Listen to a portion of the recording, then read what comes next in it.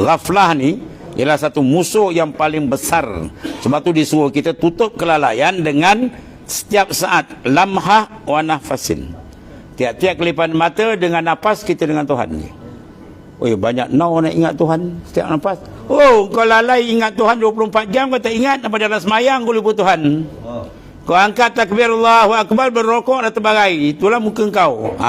Jawab dengan nafsu kita. Jawab orang. Hei nafsu aku. Ya, kau menghadap Tuhan, tapi belum rokok kau dah terbagai. Punya kuang hajau kau nafsu. 24 jam kau menghadap pada makhluk, kau ingat kejar dunia kau, ajak semayang tak sampai 5 minit pun kau tak boleh menghadap Tuhan. Punya biadab kau dengan Tuhan.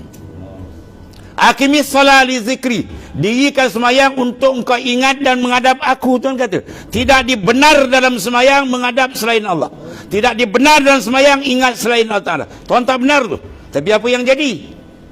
Apa yang jadi? Itulah dia yang jadi. Lepas tu kita rasa aku ni hebat otak lagi. Aku ni handal nafsu kita cocok gitu.